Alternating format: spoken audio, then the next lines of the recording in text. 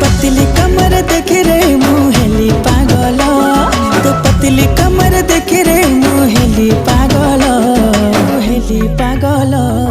झलमल आखि हेला झलमल।